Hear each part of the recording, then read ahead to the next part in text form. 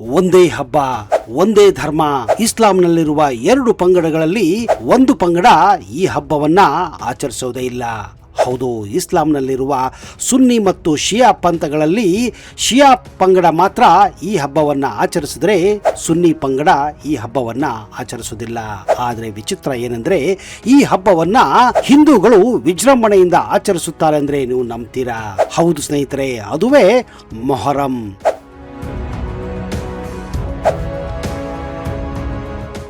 ಮೊಹರಂ ಅಂದ್ರೆ ಇಸ್ಲಾಂ ಜಗತ್ತಿನಲ್ಲಿ ಕೇವಲ ತಿಂಗಳಲ್ಲ, ಅದು ಕರ್ಬಲಾದ ರಕ್ತಸಿಕ್ತ ಇತಿಹಾಸವನ್ನು ನೆನಪಿಸುವ ಭಾವಾತ್ಮಕ ದಿನಗಳ ಹಬ್ಬ. ಆದರೆ ಪ್ರವಾದಿ ಮೊಹಮ್ಮದರ ಮೊಮ್ಮಗ ಹಜರತ್ ಇಮಾಮ್ ಹುಸೇನ್ ಅವರ ಈ ಮಹಾನ್ ತ್ಯಾಗವನ್ನ ಮುಸ್ಲಿಂ ಸಮುದಾಯದ ಎರಡು ಪಂಗಡಗಳಾದಂತಹ ಸುನ್ನಿ ಮತ್ತು ಶಿಯಾ ಮುಸ್ಲಿಮರು ಇದನ್ನು ನೋಡುವ ವಿಧಾನ ಬೇರೆ ಬೇರೆಯಾಗಿದೆ. ಮೊಹರಂ ಎನ್ನುವುದು ಕೇವಲ ಒಂದು ಆಚರಣೆಯಲ್ಲ, ಅದು ತ್ಯಾಗ, ಸತ್ಯ ಮತ್ತು ಅನ್ಯಾಯದ ವಿರುದ್ಧದ ಹೋರಾಟದ ಪ್ರತೀಕ. ಇಸ್ಲಾಮಿಕ್ ಕ್ಯಾಲೆಂಡರ್ ಮೊದಲ ತಿಂಗಳಾದ ಮೊಹರಂ ಮುಸ್ಲಿಂ ಬಾಂಧವರಿಗೆ ಅತ್ಯಂತ ಪವಿತ್ರ ಹಾಗೂ ಭಾವನಾತ್ಮಕ ದಿನಗಳಾಗಿವೆ. ವಿಶೇಷವಾಗಿ ಕರ್ನಾಟಕದ ಗ್ರಾಮೀಣ ಭಾಗದಲ್ಲಿ ಈ ಹಬ್ಬವನ್ನ ಹಿಂದೂ ಮುಸ್ಲಿಂ ಭಾವೈಕ್ಯತೆಯ ಸಂಕೇತವಾಗಿ ಆಚರಿಸಲಾಗುತ್ತದೆ. ಮೊಹರಂ ಆಚರಣೆಯ ಹಿನ್ನೆಲೆಯಲ್ಲಿ ಒಂದು ಕಣ್ಣೀರಿನ ಇತಿಹಾಸವೇ ಕೂಡಿದೆ. ಕ್ರಿಸ್ತಿ ಶಕ 680ರಲ್ಲಿ ಇರಾಕ್ನ ಕರ್ಬಲಾ ಎಂಬ ಮರುಭೂಮಿಯಲ್ಲಿ ಒಂದು ಭೀಕರ ಯುದ್ಧ ನಡೆಯುತ್ತದೆ. ಮೊಹಮ್ಮದ್ ಪೈಗಂಬರ ಮೊಮ್ಮಗ ಹಜರತ್ ಇಮಾಮ್ ಹುಸೇನ್ ಮತ್ತು ಅವರ 72 ಜನ ಅನುಯಾಯಿಗಳನ್ನ ಅಂದಿನ ಕ್ರೂರ ಶಾಸಕ ಯಜೀದಿನ ಸೈನ್ಯವು ಸುತ್ತುವರೆದು ನೀರನ್ನು ಕೊಡದೆ ಅತ್ಯಂತ ಕ್ರೂರವಾಗಿ ಅವರನ್ನ ಹುತಾತ್ಮರನ್ನಾಗಿ ಮಾಡಿಸುತ್ತದೆ. ಇಮಾಮ್ ಹುಸೇನ್ ಅವರು ಅನ್ಯಾಯದ ಮುಂದೆ ತಲೆಬಾಗದೆ ಧರ್ಮ ಮತ್ತು ಸತ್ಯದ ಉಳಿಗಾಗಿ ತಮ್ಮ ಪ್ರಾಣವನ್ನೇ ತ್ಯಾಗ ಮಾಡಿದ್ದರು. ಈ ಘಟನೆಯನ್ನ ನಡೆದು ಮೊಹರಂನ ತಿಂಗಳ 10ನೇ ದಿನದಂದು ಈ ದಿನವನ್ನು ಅಶುರಾ ಎಂದು ಕರೆಯಲಾಗುತ್ತದೆ. ಇದೇ ಕಾರಣಕ್ಕಾಗಿ ಮೊಹರಂ ಸಂತೋಷದ ಹಬ್ಬವಾಗಿ ಉಳಿಯದೆ ಒಂದು ಶೋಕಾಚರಣೆಯ ದಿನವಾಗಿದೆ. ಮೊಹರಂ ಇಸ್ಲಾಮಿಕ್ ಚಂದ್ರಮಾನ ಕ್ಯಾಲೆಂಡರ್ ಪ್ರಥಮ ತಿಂಗಳು. ಇದು ಹೊಸ ವರ್ಷದ ಆರಂಭವನ್ನ ಸೂಚಿಸುತ್ತದೆ. ಶಿಯಾ ಮುಸ್ಲಿಮರು ಇಮಾಮ್ ಹುಸೇನರ ತ್ಯಾಗವನ್ನು ನೆನೆದು ಮೊದಲ 10 ದಿನಗಳ ಕಾಲ ಕಪ್ಪು ಬಟ್ಟೆಯನ್ನು ಧರಿಸಿ ಉಪವಾಸವಿದ್ದು ಮಾತಂ ಮಾಡುವ ಮೂಲಕ ದುಃಖವನ್ನ ವ್ಯಕ್ತಪಡಿಸುತ್ತಾರೆ. ಸುನ್ನಿ ಮುಸ್ಲಿಮರು ಅಶುರಾ ದಿನದಂದು 10ನೇ ದಿನ ಉಪವಾಸವನ್ನ ಮಾತ್ರ ಮಾಡುತ್ತಾರೆ. ಇಸ್ಲಾಮಿಕ್ ನಂಬಿಕೆಯ ಪ್ರಕಾರ ಇದೇ ದಿನದಂದು ದೇವರು ಅಂದ್ರೆ ಅಲ್ಲಾಹು ಪ್ರವಾದಿ ಮೂಸಾರನ್ನ ಈಜಿಪ್ಟ್ನ ಫೆರೋನ್ ದಬ್ಬಾಳಿಕೆಯಿಂದ ರಕ್ಷಿಸಿ ಸಮುದ್ರವನ್ನ ಸೀಳಿದರು ಅಂತ ಹೇಳಲಾಗುತ್ತದೆ. ರಂಜಾನ್ ತಿಂಗಳ ನಂತರ ಇಸ್ಲಾಂನಲ್ಲಿ ಅತ್ಯಂತ ಪವಿತ್ರವಾದ ತಿಂಗಳಂದ್ರೆ ಅದು ಮೊಹರಂ ತಿಂಗಳಾಗಿದೆ.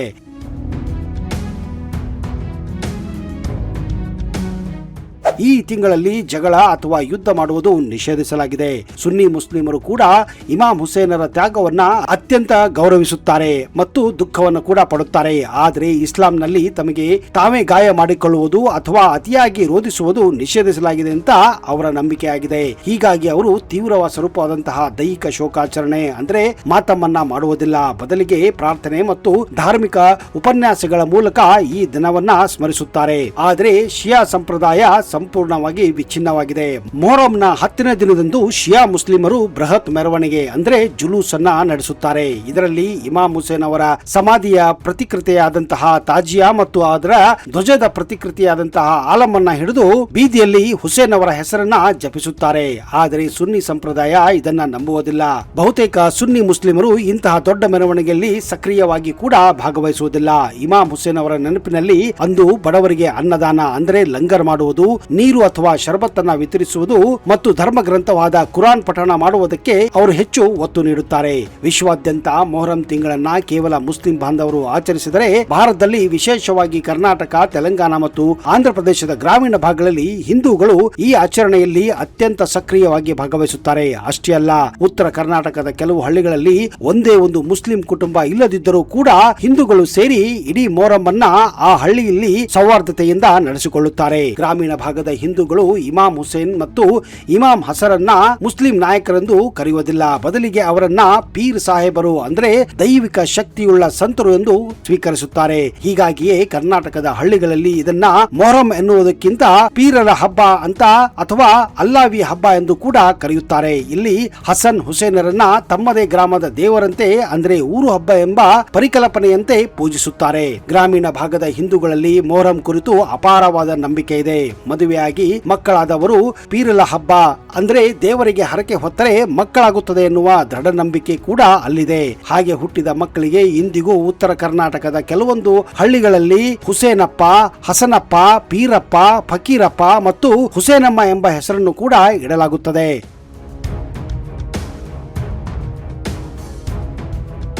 ಕರ್ನಾಟಕದ ಹಳ್ಳಿಗಳಲ್ಲಿ ಮೊಹರಂ ಕೇವಲ ಧಾರ್ಮಿಕ ವಿಧಿಯಲ್ಲ, ಅದು ಜಾನಪದ ಕಲೆಯ ಒಂದು ಉತ್ಸವವಾಗಿದೆ. ಕರ್ಬಲಾ ಯುದ್ಧದ ಕರುಣಾಜನಕ ಕಥೆಯನ್ನ ಹಿಂದೂ ಜಾನಪದ ಗಾಯಕರು ಕನ್ನಡದಲ್ಲಿ ರಿವಾಯತ್ ಅಥವಾ ಹೆಜ್ಜೆ ಪದಗಳ ರೂಪದಲ್ಲಿ ಹಾಡುತ್ತಾರೆ. ಇಡೀ ರಾತ್ರಿ ಜಾಗರಣೆ ಮಾಡಿ ಮುಸ್ಲಿಂ ಬಾಂಧವರೊಂದಿಗೆ ಹೆಜ್ಜೆ ಹಾಕುತ್ತಾರೆ. ಮೊಹರಂ ಮೆರವಣಿಗೆಯಲ್ಲಿ ಹಿಂದೂ ಯುವಕರು ಮೈಗೆಲ್ಲ ಬಣ್ಣ ಬಳಿದುಕೊಂಡು ಹುಲಿ ವೇಷ ಧರಿಸಿ ಕುಣಿಯುವುದು ಉತ್ತರ ಕರ್ನಾಟಕದ ಬಹುದೊಡ್ಡ ಸಂಪ್ರದಾಯ ಕೂಡ ಹೌದು ಸ್ನೇಹಿತರೆ. ಒಂದೇ ಒಂದು ಮುಸ್ಲಿಂ ಕುಟುಂಬವಿಲ್ಲದಿದ್ದರೂ ಹಿಂದೂಗಳೇ ಮೊಹರಂ ಆಚರಿಸುವ ಜಗತ್ತಿನ ಏಕೈಕ ಅದ್ಭುತ ಕ್ಷೇತ್ರ ನಮ್ಮ ಕರ್ನಾಟಕದಲ್ಲಿಯೇ ಇದೆ. ಹೌದು, ಅದುವೇ ರಾಯಚೂರು ಜಿಲ್ಲೆಯ ಲಿಂಗಸ್ಗೂರು ತಾಲೂಕಿನ ಮುದ್ಗಲ್ ಪಟ್ಟಣದ ಮೊಹರಂ ಆಚರಣೆ. ಇದು ಕೇವಲ ಕರ್ನಾಟಕದಲ್ಲ, ಇಡೀ ಭಾರತಕ್ಕೆ ಅತ್ಯಂತ ವಿಶಿಷ್ಟವಾದದ್ದು ಮತ್ತು ಪ್ರಸಿದ್ಧಿಯನ್ನು ಕೂಡ ಪಡೆದುಕೊಂಡಿದೆ. ಧರ್ಮ ಮತ್ತು ಜಾತಿಯ ಗಡಿಯನ್ನ ಮೀರಿ ಹಿಂದೂ ಮುಸ್ಲಿಂ ಭಾವೈಕ್ಯತೆಯ ಮುದ್ಗಲ್ ಮೊಹರಂ ಇಂದು ಜಗತ್ತಿನ ಶ್ರೇಷ್ಠ ಉದಾಹರಣೆಯಾಗಿದೆ. ಮುದ್ಗಲ್ ಮೊಹರಂ ಅಂದ್ರೆ ಪೀರಲ ಹಬ್ಬ ಇಷ್ಟೊಂದು ಪ್ರಸಿದ್ಧಿ ಪಡೆಯಲು ಮತ್ತು ಅದರ ಹಿಂದಿನ ರೋಚಕತೆ ನಿಜಕ್ಕೂ ಎಲ್ಲರನ್ನ ಅಚ್ಚರಿಪಡಿಸುತ್ತದೆ. ಮುದ್ಗಲ್ ಸುತ್ತಮುತ್ತ 10 ಹಳ್ಳಿಯಲ್ಲಿ ಒಂದೇ ಒಂದು ಮುಸ್ಲಿಂ ಕುಟುಂಬ ಇಲ್ಲದಿದ್ದರೂ ಕಳೆದ 100 ವರ್ಷಗಳಿಂದ ಇಲ್ಲಿನ ಹಿಂದೂಗಳೇ ಮೊಹರಂ ತಿಂಗಳು ಬರುತ್ತಿದ್ದಂತೆ ಮಸೀದಿ ಚಾವಡಿಯನ್ನ ಸ್ವಚ್ಛಗೊಳಿಸಿ ಪೀರಲ ದೇವರಿಗೆ ಬಾಳೆಹಣ್ಣು ಸಕ್ಕರೆ ನೈವೇದ್ಯ ಅರ್ಪಿಸಿ ಇಡೀ ಹಬ್ಬವನ್ನ ಅತ್ಯಂತ ಸಡಗರದಿಂದ ನಡೆಸಿಕೊಳ್ಳುತ್ತಾರೆ. ಇಲ್ಲಿನ ಹಿಂದೂಗಳಿಗೆ ಪೀರ್ ಸಾಹೇಬ್ ತಮ್ಮದೇ ಗ್ರಾಮದ ದೇವರೆಂಬ ಅಚಲ ನಂಬಿಕೆ ಕೂಡ. ಮುದ್ಗಲ್ ಪಟ್ಟಣದಲ್ಲಿರುವ ಬಾರಾ ಇಮಾಮ್ ಅಂದ್ರೆ 12 ಇಮಾಮ್ ಚಾವಡಿ ಅತ್ಯಂತ ಪುರಾತನವಾದದ್ದು. ಇಲ್ಲಿ ಪ್ರತಿಷ್ಠಾಪಿಸಲಾಗುವ ಪೀರುಗಳು ಅಂದ್ರೆ ದೇವತೆಗಳ ಪ್ರತಿಕೃತಿಗಳು ಅತ್ಯಂತ ಶಕ್ತಿಶಾಲಿ ಮತ್ತು ಜಾಗೃತ ದೇವರೆಂದು ನಂಬಲಾಗಿದೆ. ಮೊಹರಂ ಆರಂಭದ ದಿನದಂದು 10 ದಿನಗಳ ಕಾಲ ಇಲ್ಲಿ ಭಕ್ತ ಸಾಗರವೇ ಹರಿದು ಬರುತ್ತದೆ. ಕೇವಲ ಕರ್ನಾಟಕ ಮಾತ್ರವಲ್ಲದೆ ನೆರೆಯ ಆಂಧ್ರ ಪ್ರದೇಶ, ತೆಲಂಗಾಣ ಮತ್ತು ಮಹಾರಾಷ್ಟ್ರದಿಂದಲೂ ಲಕ್ಷಾಂತರ ಹಿಂದೂ ಮುಸ್ಲಿಂ ಭಕ್ತರು ಇಲ್ಲಿ ಬಂದು ಸೇರಿಕೊಳ್ಳುತ್ತಾರೆ. ಮುದ್ಗಲ್ ಮೊಹರಂ ಅತ್ಯಂತ ರೋಮಾಂಚಕರ ಆಚರಣೆ ಅಂದ್ರೆ ಅಲ್ಲಾವಿ ಅಂದ್ರೆ ಕೆಂಡದ ಹೊಂಡ ತುಳಿಯುವುದು. 9 ಮತ್ತು 10ನೇ ದಿನದ ರಾತ್ರಿ ವಿಶಾಲವಾದ ಮೈದಾನದಲ್ಲಿ ದೊಡ್ಡ ಹೊಂಡ ತೋಡಿ ಅದರಲ್ಲಿ ಟನ್ ಗಟ್ಟಲೆ ಕಟ್ಟಿಗೆಯನ್ನ ಉರಿಸಿ ಕೆಂಡದ ರಾಶಿಯನ್ನ ಮಾಡಲಾಗುತ್ತದೆ. ದೀನ್ ದೀನ್ ಹುಸೇನ್ ಎಂದು ಕೂಗುತ್ತಾ 100 ಹಿಂದೂ ಯುವಕರು ಮತ್ತು ಮುಸ್ಲಿಂ ಯುವಕರು ಯಾವುದೇ ಭಯವಿಲ್ಲದೆ ಧಗಧಗಿಸುವ ಕೆಂಡದ ಮೇಲೆ ಬರಗಾಲಿನಲ್ಲಿ ಓಡಾಡುತ್ತಾರೆ. ತಮ್ಮ ಹರಕೆ ತೀರಿಸಿಕೊಳ್ಳಲು ಮತ್ತು ಕಾಯಿಲೆಗಳು ವಾಸಿಯಾಗಲು ಈ ಸಾಹಸವನ್ನ ಮಾಡಲಾಗುತ್ತದೆ.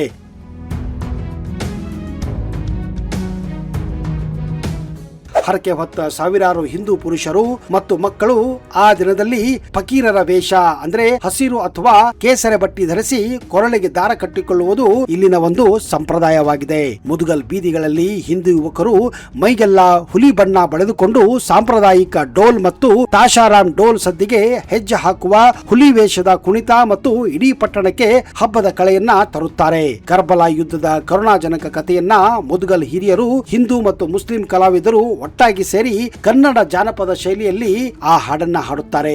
ಈ ಪದಗಳು ರಿಯಾತ್ ಪದಗಳು ಅಥವಾ ಮೊಹರಂ ಪದಗಳು ಎಂದು ಕೂಡ ನಂಬಲಾಗಿದೆ. ಡೊಳ್ಳಿನ ಪಟ್ಟಿಗೆ ತಕ್ಕಂತೆ ಹೆಜ್ಜೆ ಹಾಕುತ್ತಾ ಹಾಡುವ ಈ ಗೀತೆಗಳು ಕೇಳುಗರ ಕಣ್ಣಲ್ಲಿ ನೀರು ತರಿಸುತ್ತವೆ. ಕಾಲ ಬದಲಾದಂತೆ ಆಚರಣೆಯ ಸ್ವರೂಪದಲ್ಲೂ ಕೆಲವು ಬದಲಾವಣೆಗಳಾಗಿವೆ. ಹಿಂದೆ ಕೇವಲ ಸಾಂಪ್ರದಾಯಿಕ ಶೋಕಾಚರಣೆ ನಿಯಮವಾಗಿದ್ದ ಮೊಹರಂ ಇಂದು ರಕ್ತದಾನ ಶಿಬಿರಗಳು, ಬಡವರಿಗೆ ಅನ್ನದಾನ ಅಂದರೆ ಲಂಗರ್ ಮಾಡುವುದು ಮತ್ತು ಸಮಾಜ ಸೇವೆಯಂತಹ ಸತ್ಕಾರ ಮಾಡುವ ಮೂಲಕ ಇಮಾಮ್ ಹುಸೇನರ ಆದರ್ಶಗಳನ್ನ ಜಗತ್ತಿಗೆ ಸಾರುವ ದಿನವಾಗಿ ಮಾರ್ಪಡಿಸಲ್ಪಟ್ಟಿದೆ.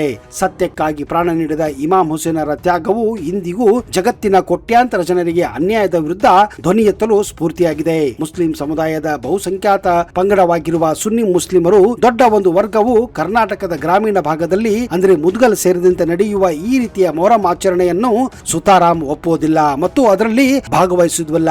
ಇದು ಮುಸ್ಲಿಮರ ಹಬ್ಬ ಅಲ್ಲ ಅಂತ ಕೆಲವರು ಭಾವಿಸುತ್ತಾರೆ. ವಿಶೇಷವಾಗಿ ಸುನ್ನಿ ಇಸ್ಲಾಂನ ಸಲಫಿ ಮತ್ತು ವಹಾಬಿ ಮತ್ತು ದಿಯೋಬಂದಿ ಸಿದ್ಧಾಂತಗಳನ್ನು ಪಾಲಿಸುವ ಮುಸ್ಲಿಮರು ಇಂತಹ ಆಚರಣೆಯನ್ನ ಕಠಿಣವಾಗಿ ವಿರೋಧಿಸುತ್ತಾರೆ. ಇಸ್ಲಾಂ ಧರ್ಮದ ಅತ್ಯಂತ ಮೂಲಭೂತ ತತ್ವ ಎಂದರೆ ತೌಹೀದ್ ಅಂದ್ರೆ ಅಲ್ಲಾಹನ್ನ ಬಿಟ್ಟು ಬೇರೆ ಯಾರನ್ನೂ ಕೂಡ ಪೂಜಿಸಬಾರದು ಎಂದರ್ಥ. ಸುನ್ನಿ ವಿದ್ವಾಂಸರ ಪ್ರಕಾರ ಮೊಹರಂನಲ್ಲಿ ಪೀರುಗಳನ್ನ ಅಂದರೆ ಹಸ್ತದ ಆಕೃತಿಗಳನ್ನ ತಜಿಯಾಗಳನ್ನ ಪ್ರತಿಷ್ಠಾಪಿಸುವುದು, ಅವುಗಳ ಮುಂದೆ ತಲೆಬಾಗುವುದು, ಹರಕೆ ಹೊರುವುದು ಮತ್ತು ದೇವಸ್ಥಾನಗಳಂತೆ ಪೂಜಿಸುವುದು ಇಸ್ಲಾಂಗೆ ಸಂಪೂರ್ಣವಾಗಿ ವಿರೋಧವಾಗಿದೆ. ಇದನ್ನು ಅವರು ಶಿರ್ಕ್ ಅಂದ್ರೆ ಬಹು ದೇವತಾ ಆರಾಧನೆ ಮತ್ತು ಅಥವಾ ದೇವರಿಗೆ ಸಮಾನವಾಗಿ ಇನ್ನೊಂದನ್ನ ನಿಲ್ಲಿಸುವುದು ಎಂದು ಕರೆಯುತ್ತಾರೆ. ಇದು ಇಸ್ಲಾಂನಲ್ಲಿ ಕ್ಷಮಿಸಲಾಗದಂತಹ ಪಾಪ ಎಂದು ಕೂಡ ಸುನ್ನಿ ಮುಸ್ಲಿಮರು ನಂಬುತ್ತಾರೆ.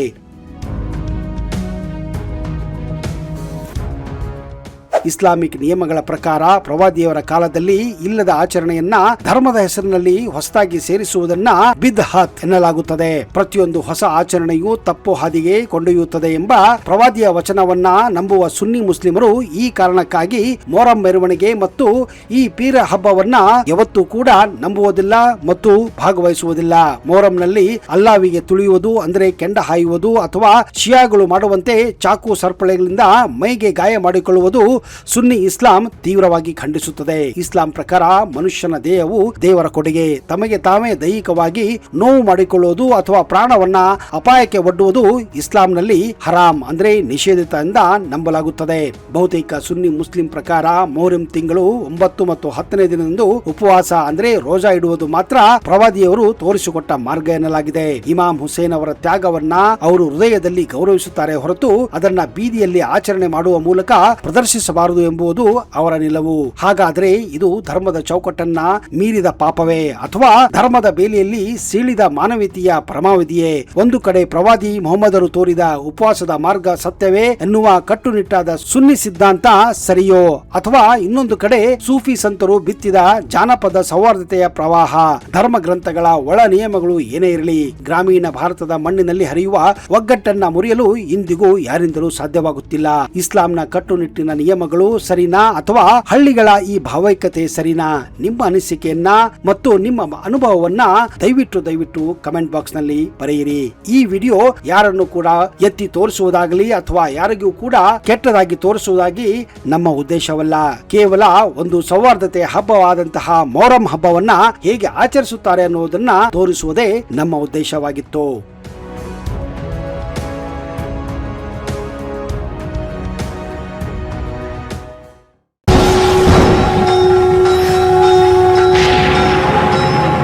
ಶ್ರೀ ಮಹಾಪ್ರತ್ಯಂಗಿರ ಚೌಡೇಶ್ವರಿ ಜ್ಯೋತಿಷ್ಯ ಫಲ, ಪಂಡಿತ್ ವೈದ್ಯಮೋಡಿ ರಾಮಜ್ಜ, ಶ್ರೀ ಆಂಜನೇಯ ಸ್ವಾಮಿಯ ಆರಾಧಕರು, Indian famous astrologer. Get 100% solution to all your problems. Shri Pratyangira ದೇವಿಯನ್ನ ವಶಪಡಿಸಿಕೊಂಡಿರುವ ಏಕೈಕ ಜ್ಯೋತಿಷ್ಯರು ಪಂಡಿತ್ ರಾಮಜ್ಜನವರು ರಾಜಮೋಡಿ, ತಾಳೆಗೆರೆ ಮತ್ತು ನಿಮ್ಮ ಧ್ವನಿಯ ಮೂಲಕ ನಿಮ್ಮ ಭವಿಷ್ಯವನ್ನ ನಿಖರವಾಗಿ ಹೇಳುತ್ತಾರೆ. ಫೋನಿನ ಮೂಲಕ ನೇರ ಪರಿಹಾರದಲ್ಲಿ ಓಪನ್ ಚಾಲೆಂಜ್. ಆಂಜನೇಯ ಸ್ವಾಮಿಯ ಅನುಗ್ರಹದಿಂದ ವಿಶೇಷ ಪರಿಹಾರ ತಿಳಿಸುತ್ತಾರೆ. ನಿಮ್ಮ ಒಂದು ಕರೆ ನಿಮ್ಮ ಭವಿಷ್ಯವನ್ನೇ ಬದಲಾಯಿಸಬಲ್ಲದು. ಇವರ ದೂರವಾಣಿ ಸಂಖ್ಯೆ 9008220252.